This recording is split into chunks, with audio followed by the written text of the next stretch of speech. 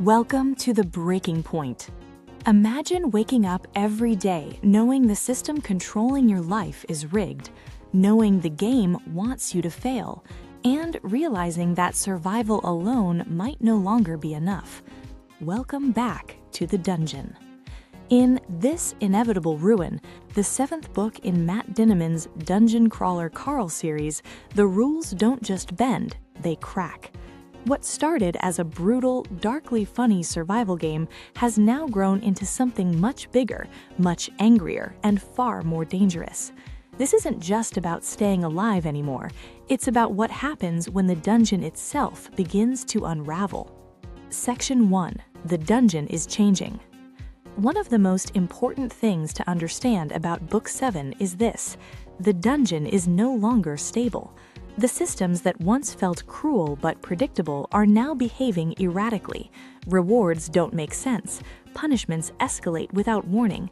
Entire floors feel like they're held together with duct tape and bad intentions. Think of the dungeon like a massive reality show run by an algorithm that's starting to panic. Ratings matter more than fairness. Chaos is a feature, not a bug. And Carl? Carl notices. He's been surviving long enough to recognize patterns, and now those patterns are breaking. The dungeon is pushing harder, faster, and meaner, as if it senses time running out. Section 2. Carl is no longer just reacting. Earlier in the series, Carl's main goal was simple: don't die, protect Donut, survive the floor. In This Inevitable Ruin, Carl evolves again. He's no longer just reacting to the dungeon, he's challenging it. Carl starts asking dangerous questions about the rules, about the audience, about the unseen powers running the show. And once you start questioning the system, you stop being just a contestant. You become a problem. Carl's mindset shifts from survival to resistance. He understands that playing along forever only leads to one ending, and it isn't a happy one. Section 3. Princess Donut, more than comic relief. Let's talk about Princess Donut because Book 7 continues one of the series' most satisfying transformations. Donut is still hilarious, still dramatic, still obsessed with status, titles, and recognition. But she's also sharp, strategic, and increasingly aware of how much power perception holds in the dungeon. Donut understands the audience in a way Carl never fully can. She knows that attention is currency, that performance can be a weapon.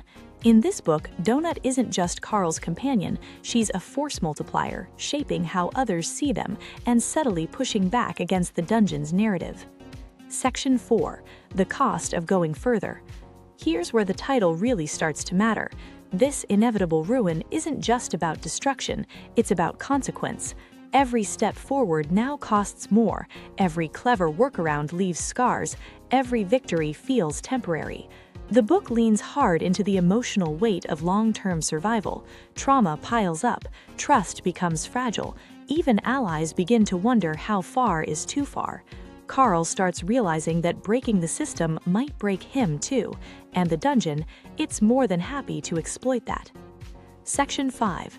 Power, Spectacle, and Control. One of the strongest themes in Book 7 is spectatorship. The dungeon isn't just a prison, it's entertainment.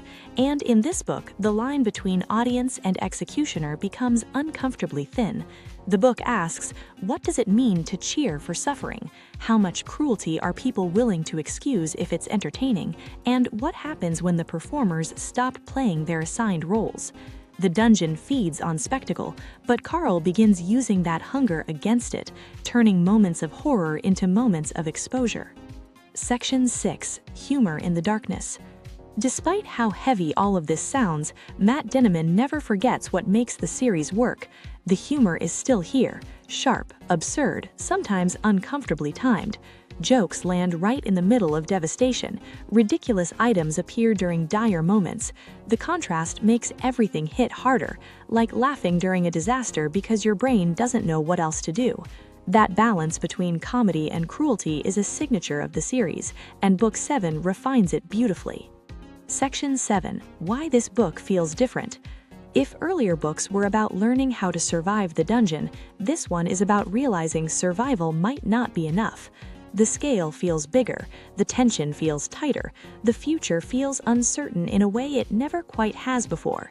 There's a sense that the story is approaching a point of no return, not just for Carl, but for the entire system surrounding him. You can feel the walls closing in. Wrap up. Final thoughts. This Inevitable Ruin is a turning point book. It challenges the idea that you can endure endless cruelty without becoming something else.